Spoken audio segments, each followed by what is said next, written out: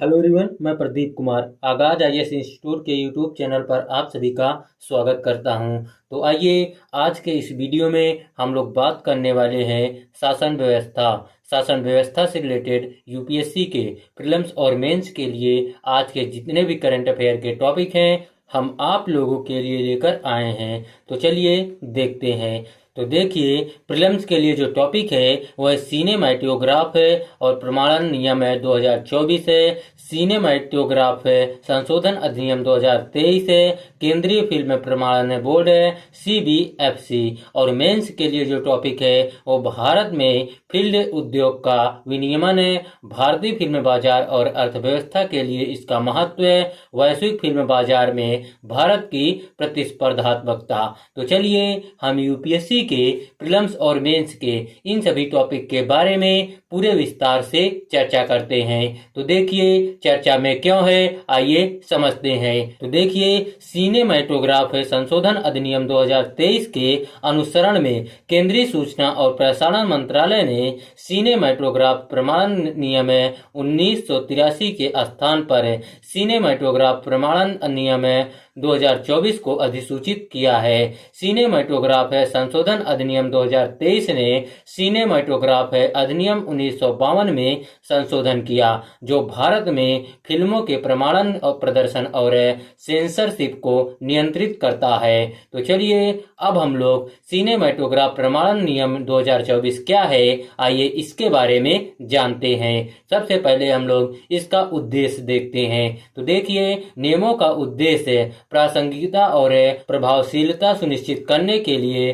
Film क्षेत्र में उभरती प्रौद्योगिकियों तथा प्रगति के साथ तालमेल बनाए रखना है। तो चलिए अब हम लोग सिनेमैटोग्राफ प्रमाणन नियम 2024 में मुख्य पहलू के बारे में देखते हैं। तो देखिए, ऑनलाइन प्रमाणन प्रक्रियाओं के साथ संरेखण है। ऑनलाइन प्रमाणन प्रक्रियाओं को अपनाने के साथ इसे पूरी तरह से संरेखित करने हेतु नियमों में व्यापक संशोधन किया गया है, जो फिल्म उद्योग के लिए बढ़ी हुई पारदर्शिता, दक्षता और व्यापार सुगमता सुनिश्चित करेगा। तो चलिए अब हम लोग प्रमाणन समय सीमा में कमी के बारे में देखते हैं। तो देखिए, फिल्म प्रमाणन की प्रक्रिया के लिए समय सीमा में कमी और काम करने के समय में लगने वाले विलंब को खत्म करने हेतु पूर्ण डिजिटल प्रक्रियाओं को अपनाना।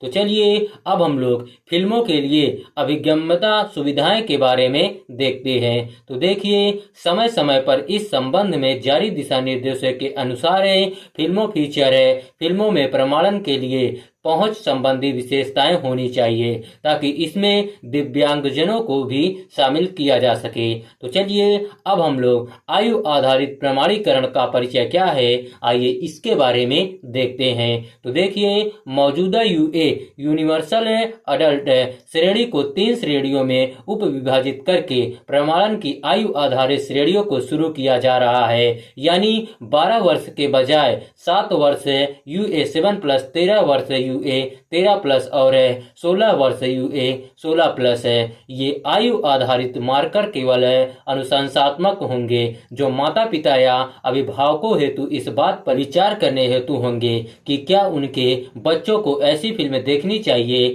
साथ ही यह सुनिश्चित करना कि युवा दर्शकों को आयु उपयुक्त सामग्री उपलब्ध हो। तो चलिए अब हम लोग उन्नत लिंग प्रतिनिधित्व क्या है, आइए इसके बारे में देखते हैं। तो देखिए, नियम केंद्रीय फिल्म प्रमाणन बोर्ड सीबीएफसी बोर्ड और सलाहकार पैनलों में महिलाओं को अधिक प्रतिनिधित्व को निर्धारित करते हैं। बोर्ड में 1/3 सदस्य एवं अधिमानतः आधी महिलाएं होंगे।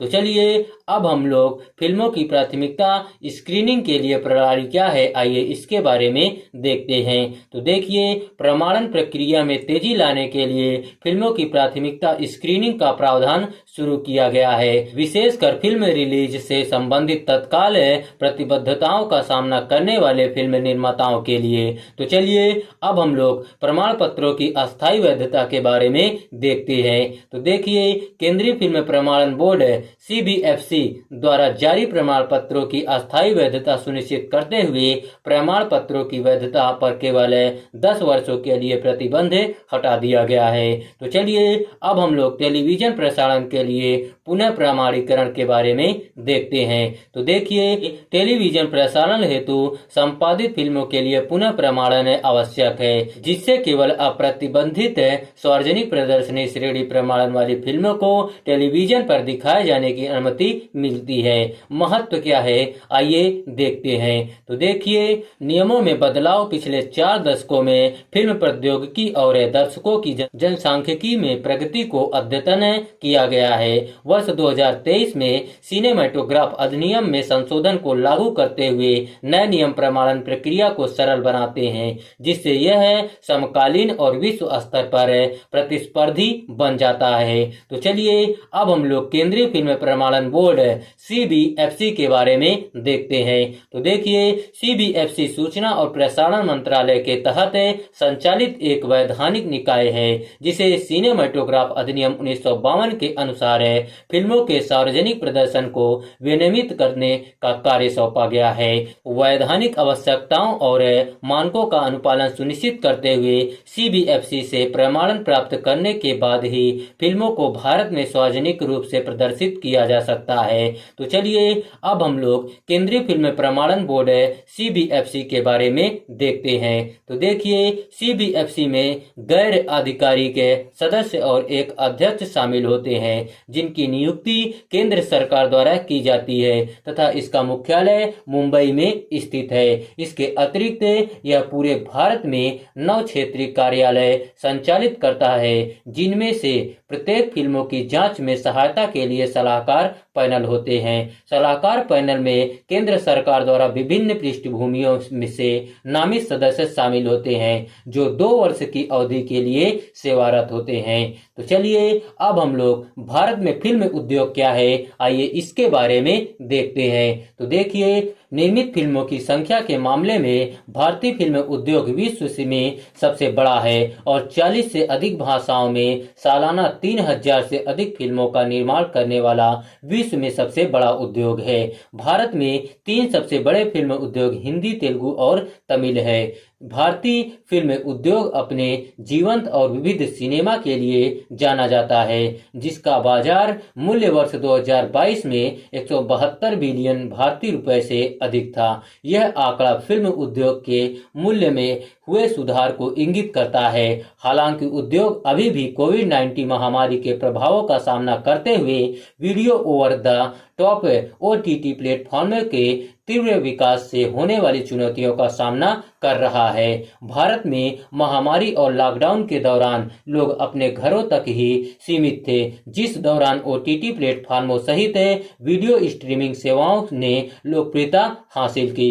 भारत में ऑनलाइन वीडियो बाजार में वैश्विक और स्थानीय अभिकर्ताओं की संयुक्त भागीदारी है, जो 400 मिलियन से अधिक उपयोगकर्ताओं के लिए प्रतिस्पर्धा करते हैं। वित्तीय वर्ष 2022 में समग्र देश में टेलीविजन और फिल्म उद्योग द्वारा सृजित नौकरियों का अनुमान 4.12 मिलियन था, जो वित्तीय वर्ष 2017 में लगभग 2.36 मिलियन नौकरियों से अधिक था। तो चलिए आज का वीडियो यहीं पर समाप्त होता है। तो देखिए, अगर आप लोगों को इसका PDF चाहिए तो इसका PDF आप लोगों को टेलीग्राम चैनल पर मिल जाएगा। टेलीग्राम चैनल का नाम है आगाज IAS इंस्टीट्यूट और टेलीग्राम चैनल का लिंक आप लोगों को इस वीडियो के डिस्क्रिप्शन में भी मिल जाएगा। आप लोग यहां से भी जाकर टेलीग्राम चैनल को ज्वाइन कर सकते हैं और PDF डाउनलोड कर सकते हैं। तो चलिए अब हम लोग मिलते हैं नेक्स्ट वीडियो में। धन्यवाद। Keep learning, keep growing.